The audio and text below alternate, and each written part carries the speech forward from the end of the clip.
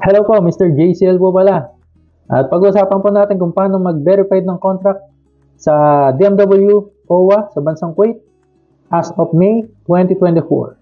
So ito po yung mga kailangan para sa Visa 18. Copy of employment contract, original valid passport, 1 copy, original valid civil ID, 1 copy, etimad tawkiya or authorized signatory of company, and valid edinamal, work permit, 1 copy, and airplane ticket.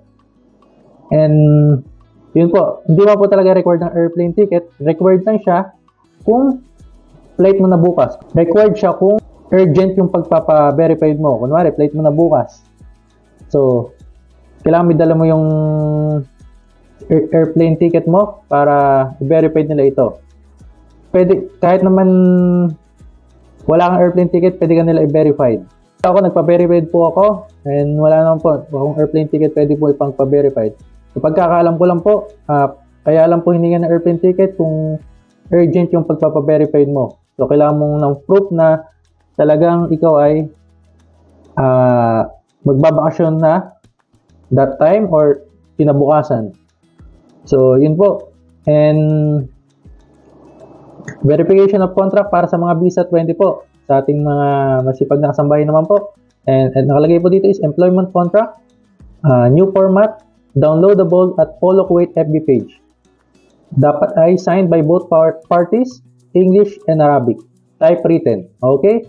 And pangalawa, original valid passport, 1 copy. Pangatlo, workers valid civil ID, 1 copy. Then employers valid civil ID, 2 copies. Okay? Then airplane ticket, 1 copy. So, yun po mga kailangan. So, ito po, ang mga amount na babayaran nyo is contract, 3.250 KD. And OWA, ito po yung OWA membership, 8 KD for 2 years. Valid for 2 years po yung membership na yon. And every 2 years, kailangan natin mag-renew para sa mga gagandang benefits na makuha natin sa OWA. And yun po. And paalala lang po sa mga magpapa-verified, kailangan po lahat ng document nyo na Arabic, kailangan nyo ipa-translate into English. Okay po, kasi po hindi po nila tatanggapin yan kung hindi po na-translate nila sa English. Kaya kailangan nyo po i-translate ito sa English bago nila ito tanggapin. So, dapat dala nyo, lahat ng sinabi ko pong kailangan nyo dalhin nyo po at lahat ng Arabic doon, ipa-translate nyo po sa English. So, yun lang po. And wala man pong pinagbago. And yun po. Kung di ka pa napag-subscribe sa aking channel, mag-subscribe ka na po para updated ka sa mga susunod pang update.